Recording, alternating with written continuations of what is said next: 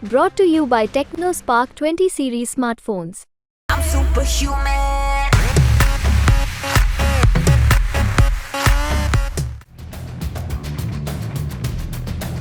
भारत ने दुनिया में अपनी कूटनीति का जलवा बिखेर रखा है। अब ईरान और इजराइल जंग के बीच ईरानी राष्ट्रपति जरूर पाकिस्तान गए, लेकिन सच देखा जाए तो ईरान ने भारत को वहीं से एक बड़ा तोहफा दे दिया। दरअसल ईरान ने श्रीलंका और इजराइल के बाद भारत को गिफ्ट दिया है एक बड़े बंदरगाह को। जी हाँ, भारत और ईरान के बीच चाबहार बंदरगाह को लेकर डील फाइनल होने जा रही, जिसके बाद भारत की मिडिल ईस्ट में तगड़ी पकड़ हो जाएगी।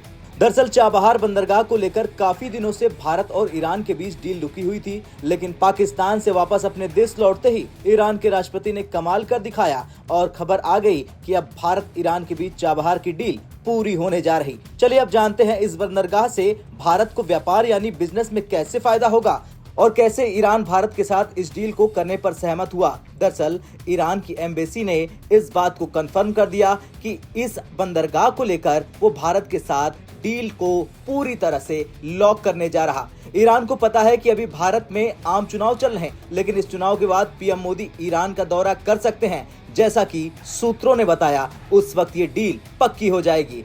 भारत ईरान के बीच इस पोर्ट को लेकर 10 सालों की डील होगी। दरअसल चाबहार बंदरगाह का नाम साल 2002 में पहली बार तब सामने आया जब ईरान के तत्कालीन राष्ट्रपति सैयद मोहम्मद और उस वक्त के ईरानी एनएसए हसन रूहानी ने भारत से इस बंदरगाह को लेकर बातचीत की और भारत के तत्कालीन एनएसए ब्रजेश मिश्र के साथ एक बड़ी बैठक की। और इस बैठक के बाद ये हुआ कि उस वक्त भारत की सत्ता में बैठे हुए पूर्व प्रधानमंत्री अटल बिहारी वाजपेयी ने इस बंदरगाह को लेकर एमओयू पर हस्ताक्षर कर दिए। लेकिन उसके बाद पीएम मोदी के साथ ईरान की इस बंदरगाह को लेकर चर्चा शुरू की गई और पीएम मोदी ने ईरानी राष्ट्रपति से मुलाकात की। फिर आया साल 2021 जब भारत के विदेश मंत्री डॉक्टर एस जयशंकर ईरान पहुंचे और वतन लौटने पर उन्होंने चाबहार पोर्ट को ट्रांजिट हब बताया। लेकिन अब जाकर ये डील पक्की होने वाली है। चलिए इससे भारत को कितना और कैसे फायदा होगा ये जान लेते हैं। दरअसल चाबहार बंदरगाह परियोजना ईरान से भारत की कनेक्टिविटी में सुधार करेगा, जो अंतर्राष्ट्रीय उत्तर दक्षिण